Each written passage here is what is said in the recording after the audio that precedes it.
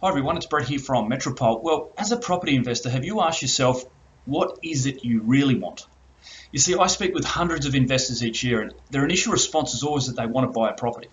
But perhaps it's their first property they're looking for, or perhaps they're looking to add to their existing portfolio.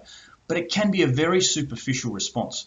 You see, I gradually start digging deeper and start working on their why and what they're hoping the property will do for them over the longer term. Of course, everyone's response is usually the same. They want to have that level of financial freedom, but by digging down another layer, it becomes apparent it is not about the next property, but something far more important. It's about having choices.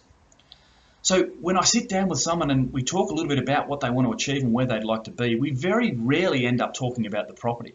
You see, the property is the vehicle and is a key part of the process. But what's more important is actually having the direction and the certainty toward their end goal, their choices. What are their choices? Perhaps they want a passive income they can live comfortably. Maybe they want to leave a legacy and set the next generation up and create that multi-generational wealth. They may have a passion project that they want to work towards. They may want to start a business, or they may just want to live comfortably and travel. So that's really, really important to understand. Once we can understand what that is, now we can work backwards and start to talk a little bit more about the property. But what they're after is the end goal, the choices, and then also the direction and the certainty to be able to get there. So if you ever sit down with a property investor or someone who's talking to you about property investing and they start by talking about a property or a location, you're probably in the wrong place. You're talking to the wrong person. The outcome is the property. There's a process and a framework that has to be followed through to get to that point to buy the property.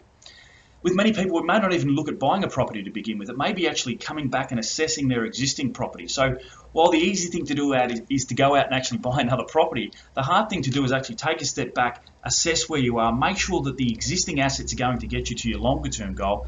If they are, great. If they're not, we may need to look at replacing those to make sure we've got a more efficient and effective portfolio. Once we do that, then we can get to the property. But how do you make the decision on where to buy the property? Are you going off the gut feel?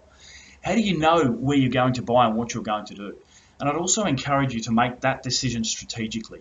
Rather than doing it off a gut feel, do it off facts, numbers and data, and also make it fall in line with your longer term goal and your longer term approach. That way you can invest with certainty and you can invest with more direction. That's going to give you a greater level of confidence knowing that you're on the right path and you can continually check in and update and know where you're heading. That's my message for today, so thanks for watching.